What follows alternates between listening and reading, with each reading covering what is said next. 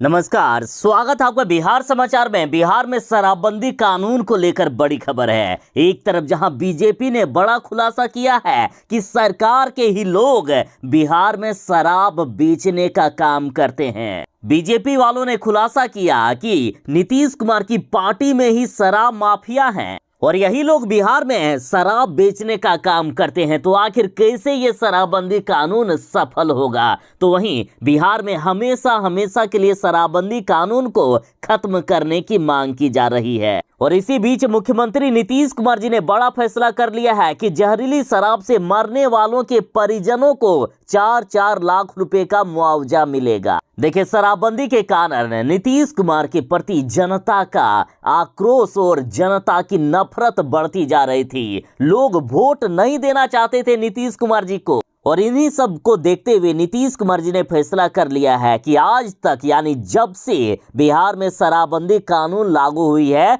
तब से जिनकी भी मौत हुई है बिहार में जहरीली शराब से, उन सभी के परिजनों को 4-4 लाख रुपए का मुआवजा दिया जाएगा। और इसके लिए एक छोटी सी प्रक्रिया है, वो प्रक्रिया भी आपको बताई जाएगी। देखिए, सरकार के घोषणा के अनुसार 2016 से अब तक जितने भी लोगों की मौत हुई है जहरीली शराब पीने से, उनके परिजनों को 4-4 लाख रुपए का मुआवजा दिया जाएगा। और इसके लिए उन्हें आवेदन करना होगा। पीड़ित परिवार को जिले के डीएम के पास आवेदन देना होगा और ये साबित हो सके कि वाकई पीड़ित परिवार झूठ नहीं बोल रहा है, वाकई इनकी शराब पीने से मौत हुई है। तो इसके लिए जहां भी इलाज कराए होंगे वहां का कोई भी एक छोटा मोटा यदि पर्चा है तो वो काम चल जाएगा। लेकिन 17 अप्रैल 2023 के बाद बिहार में जिनकी भी मौत हुई हो या जिनकी भी मौत होगी, उनको पोस्टमार्टम रिपोर्ट देना अनिवार्य है, तभी 4 लाख रुपए का मुआवजा मिलेगा। लेकिन 17 अप्रैल 2023 से पहले यदि किसी की मौत हुई हो तो उन सभी को ऐसे ही मुआवजा मिल जाएगा।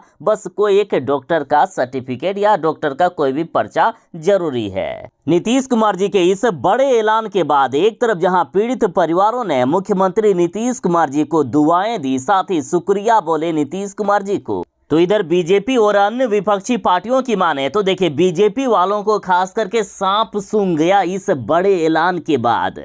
नीतीश कुमार जी के इस ऐलान के बाद बिहार की जनता के चहेते बन गए नीतीश कुमार जी। नीतीश कुमार जी के प्रति जिस तरह से नफरत बढ़ा हुआ था, वो नफरत प्यार में बदलता हुआ नजर आया। और इसे देखकर बीजेपी वाले इस तरह से थर-थर कांपने लगे, इस तरह से छटपटाने लगे, मानो किसी को सांप ने काट लिया हो। इधर बिहार के नेता प्रतिपक्ष विजय सिन्हा ने आरोप लगाया है कि बिहार में बालू और दारू का खेल खेलने वाले सब सत्ता के लोग हैं, कोई दूसरा नहीं है। नीतीश तेजस्वी की पार्टी के साथ महागठबंधन के नेता ही बिहार में दारू बेचने का काम करते हैं। कोई जदयू का विधायक का भाई है तो कोई आरजेडी का प्रत्याशी है। तो इधर बीजेपी नेता नवल किशोर यादव ने कहा है कि बिहार में शराब माफिया कर रहे हैं नंगा नाच और सीएम नीतीश धृतराष्ट्र बनकर देख रहे हैं। तो इधर बीजेपी ने कहा है कि शराब पीकर लिखी गई है शराबबंदी की स्क्रिप्ट, नीतीश के पास ही रहता है शराबियों का जमावड़ा। खुद सरकार के ही लोग बिहार में शराब बेचने और सरकार शराब माफियाओं को संरक्षण देने का काम करती है। अतः बिहार में कभी भी शराबबंदी कानून ठीक से लागू नहीं हो सकता है, इसे खत्म कर देने में ही भलाई है। बीजेपी नेता अश्विनी चौबे ने कहा है कि बिहार सरकार शराब माफियाओं को पनाह देती है। ऐसे में इस सरकार के रहते शराबबंदी कभी भी सफल नहीं हो सकती है। इन्होंने कहा कि आज सभी शराब माफिया सरकार में बने हुए हैं और बिहार के गली गली में शराब बेचने का काम कर रहे हैं। बिहार में ये शराबबंदी कानून बिल्कुल ही बेकाबू हो गई है, सरकार के काबू में ये नहीं है। और अब तो शराब माफिया पुलिस वालों को ही दौड़ा दौड़ा कर, खदेड़ खदेड़ कर, घसीट घसीट कर पीटने का काम करते हैं। तो जनता की सुरक्षा की तो बात ही छोड़ दीजिए। देखिए, कुछ दिन पहले की जमुई से खबर है कि शराब माफिया को अरेस्ट करने पहुंची पुलिस टीम पर हमला कर दिया।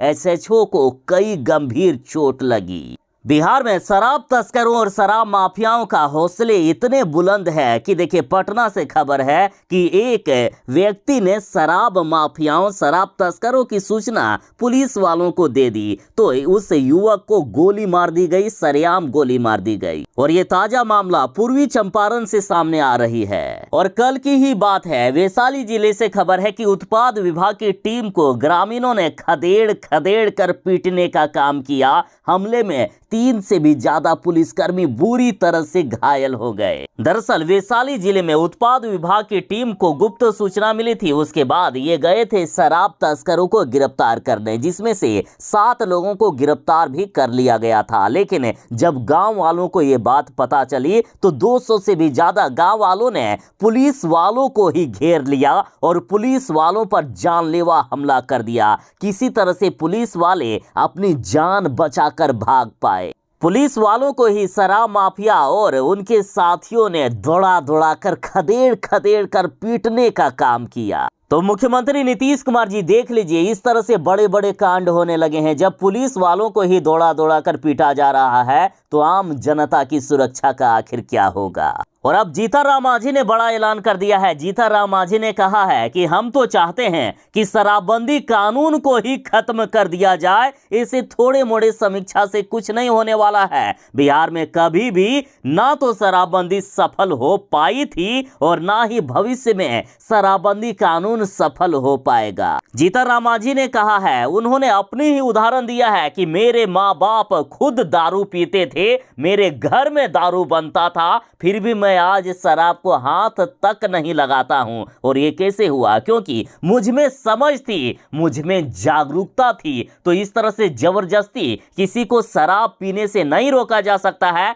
बिहार में शराबबंदी कानून से फायदा नहीं होने वाला है। बिहार में यदि सही में शराब को रोकना है तो लोगों के बीच जागरूकता फैलाने का काम करना होगा। और नीतीश कुमार जी ने जो अपनी नीति में बदलाव किया है, शराबबंदी कानून में मुआवजा देने का जो ऐलान नीतीश कुमार जी ने कर दिया है, तो इसके पीछे भी जीतन मांझी का बड़ा ही हाथ है। जीतन मांझी हमेशा से शराबबंदी के खिलाफ ही नजर आते हैं और बीजेपी के साथ हमेशा शराबबंदी कानून को खत्म करने को लेकर नीतीश कुमार जी के खिलाफ जीतन मांझी हमेशा बयान देते हैं। हमेशा बीजेपी और जीतन मांझी के सुर एक जैसे नजर आते हैं। जीतन मांझी बार बार खुले मंच से यही कहते हैं कि शराबबंदी कानून में सर्वदलीय बैठक बुलाई जाए और भाजपा भी यही मांग लगातार करती रहती है। और इन सब से डर कर शायद नीतीश कुमार जी ने शराबबंदी कानून में बदलाव कर दिया। और वैसे भी भाजपा के आंकड़ों के अनुसार 500 से भी ज्यादा लोग ऐसे हैं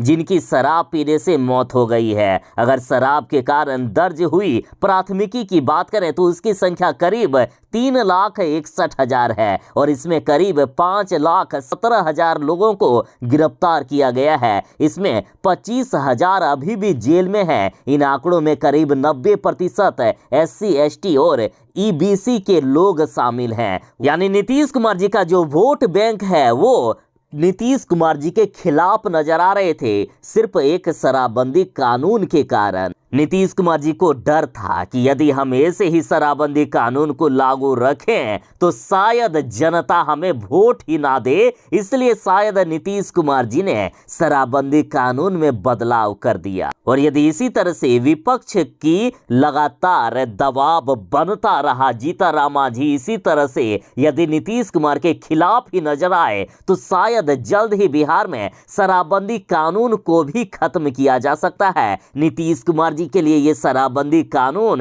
बेहद ही चिंता का विषय बनता हुआ दिख रहा है। नीतीश कुमार जी ने जैसा सोचा था उसका उल्टा ही हो रहा है। शराबबंदी कानून लागू करके नीतीश कुमार जी को लग रहा था कि सारी महिलाओं के वोट हमारे पक्ष में आ जाएंगे और यदि महिलाओं के वोट आ गए तो पूरे परिवार के वोट हमारे पक्ष में आ सकते हैं। लेकिन बिहार में कभी भी शराबबंदी कानून सही से लागू हुआ ही नहीं, जिससे ये बाजी पलट गई। नीतीश कुमार जी के प्रति जनता का लगातार आक्रोश और गुस्सा बढ़ता ही गया। जनता नीतीश कुमार जी से नफरत करने लगी। तो इन सभी को देखते हुए अब मुख्यमंत्री नीतीश कुमार जी ने शराबबंदी कानून में बदलाव किया है और आगे भी नीतीश कुमार जी बदलाव कर सकते हैं। तो ये थी फिलहाल तक की एक बड़ी खबर। बाकी आप शराबबंदी कानून के बारे में क्या सोचते हैं? क्या बिहार में शराबबंदी कानून सफल है? अपनी राय कमेंट में जरूर ही दीजिएगा। तो ये थी फिलहाल तक की एक बड़ी खबर। चलिए मिलते हैं बस थोड़ी ही देर में नई खबरों के साथ, नई अपडेट के साथ। तब तक के लिए दीजिए इजाजत।